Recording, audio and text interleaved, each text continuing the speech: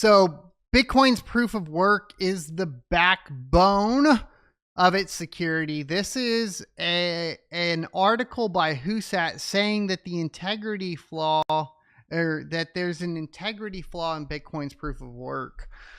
I wanted to bring this up because people kept, a lot of people are tweeting about Husat lately. And then obviously this is an accusation of, against the integrity of Bitcoin. I want to give you guys my thoughts on it, but it says Bitcoin's proof of work is the backbone of its security, a mechanism designed to ensure miners expend real computational effort to secure the network. But what if the effort could be faked? For a while now, he says he's been digging into the subtle yet critical issue with Bitcoin's proof of work validation, the potential for not spamming. For those of you not aware, instead of actually doing the work, essentially you can provide a bunch of solutions, random solutions to say like a Bitcoin mining or to a Bitcoin node or to a mining pool, which then can relay that to a node. And if it's correct, it doesn't actually verify that any work was done. So that's the whole idea behind this. The problem with this actually saying that this is an issue is that due to the difficulty on pretty much any network and you're basically running a random number generator, and the likelihood of it happening is extremely low, right?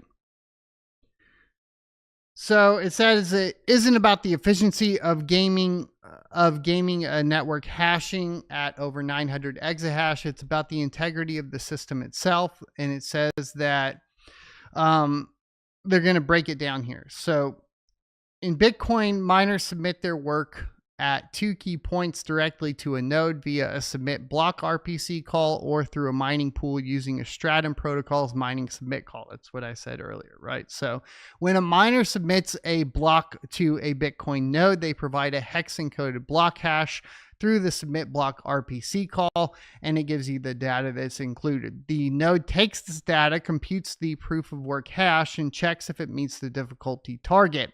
If it does, the block is validated and propagated across the network. The catch is that the node doesn't verify whether the miner actually performed the computational work to find the nonce. It only checks if the submitted data is valid. A miner could, in theory, spam nonces without crunching the numbers and hope one sticks. There's no cryptographic proof that the work was done, just a result that passes the test.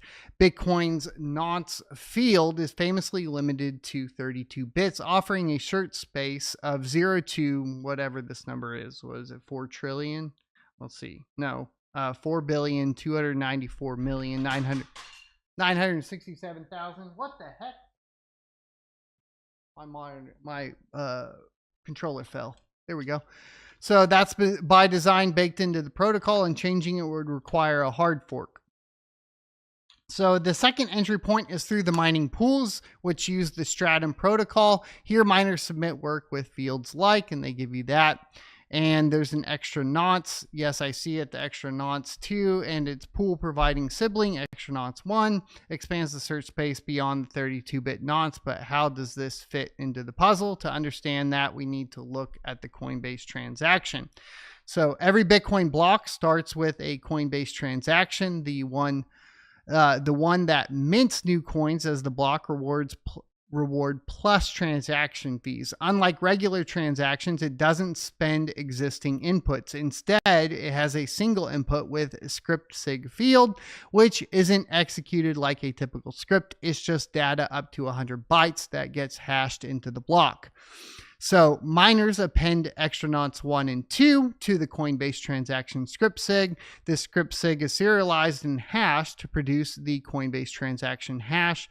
That hash is combined with the other transaction hashes to compute the Merkle root, and the Merkle root hash is then fed to the block header, which is hashed with the nonce to produce the final proof of work hash.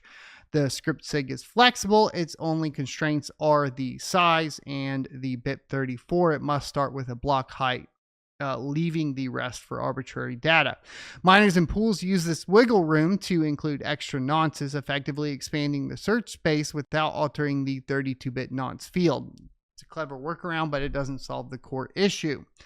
So the argument here is that whether submitted via submit block or mining.submit, the system trusts that miners have brute forced the nonces space to find a valid hash, but there's no mechanism to enforce this.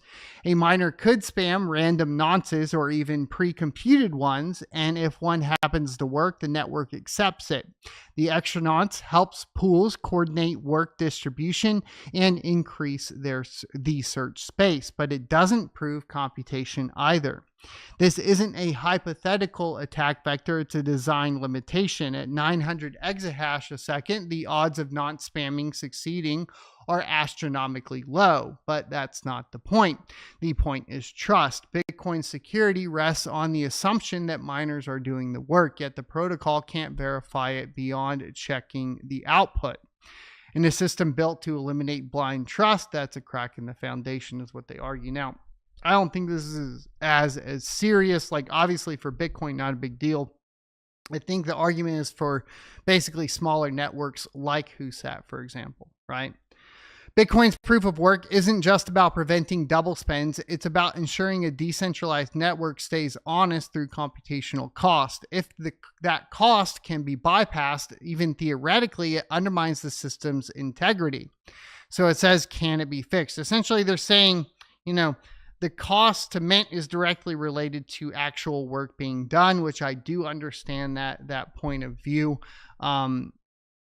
And I think it's a lot easier to just do the work than try to spam random nonces, unless you got to the point to where you have quantum computing, which in that case, we already have that problem of quantum computing in general, right? So could this be fixed? Maybe with a redesign of how proof of work is proven, but that's a tall order for a protocol set in stone until now. So it says that WhoSat has a breakthrough solution that addresses this flaw by introducing a verifiable mechanism to ensure miners can't fake their work. Patent application registered in both the EU and US, HTN enhances proof of work integrity by requiring miners to submit the actual proof of work hash for validation in the whole network, making non-spamming detectable and impractical. It's a game changer that provides innovation and can shore up Bitcoin's foundations without breaking them. For now, Bitcoin's sheer scale and economic incentives keep it decently secure, and HTN fix bolsters that resilience, especially for slow CPU, GPU mineable proof of work algorithm coins. Now, if you recall, we had been seeing that non-spamming had been happening on smaller networks. So I think that it's a valid concern on smaller networks. Now, I obviously disagree with, in general, patenting something like this. I think it should be open source, but, it's like I said, this industry's gotten extremely sick, and unfortunately, developers will utilize this to capitalize or promote the price of their own cryptocurrency. It's crazy that we went from something like Bitcoin, where the primary developer's Bitcoin wallet has never been touched. It wasn't done for financial gain, and it was done to fix something, to now every single little piece of cryptocurrency that anybody finds any innovation within wants to keep it to themselves and make money off of it. I don't know.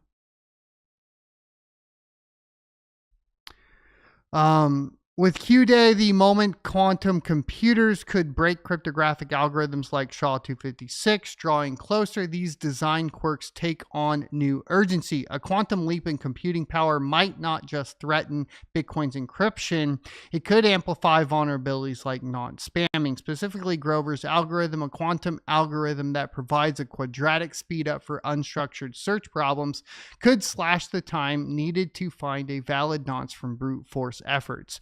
While not an immediate death knell for proof of work, it shrinks the computational gap, making it feasible to game the system at scale without solutions like HTN in place. As we push the boundaries of what Bitcoin can do, we need to wrestle with these uncomfortable truths about its design. Integrity isn't just about what works today, it's about what holds up tomorrow, especially when quantum threats like Grover's algorithm loom on the horizon. Thanks to HTN, that tomorrow looks a lot more secure. I'll let them, obviously, I thought this was an interesting subject. Is it a risk? Like, if I look at this, do I say, like, is this a risk on 99% of the networks out? Probably. I mean, well, maybe actually, I guess I should say on any of the large networks. No. But in general, I don't think that, I don't think that it's a big deal with Bitcoin, right? I think maybe if you wanted to implement it on smaller proof of work cryptocurrencies, that's okay. I don't know enough to say, like, if what their solution is works. So that's kind of where I'm at with it. And Daniel, welcome to the chat.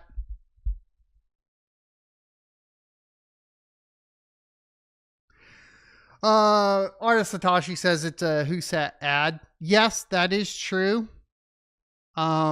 I did want to bring it up though, because I think the interesting idea is that in theory you could, I think it will take quantum computing to be relevant, right?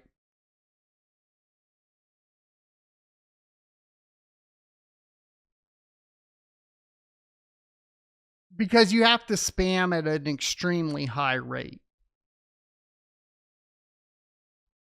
Will people do it? Sure.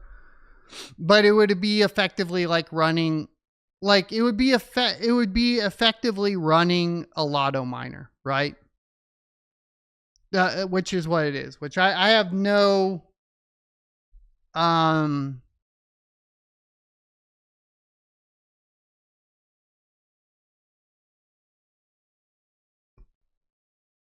no love for the lotto miners in general. I hope you enjoyed this clip from the Crypto Mining Show. If you would like to see more from this particular episode, take a look up here. Don't forget to also subscribe to the channel. And if you want to support me directly, you can go to sonofatech.locals.com and become a member.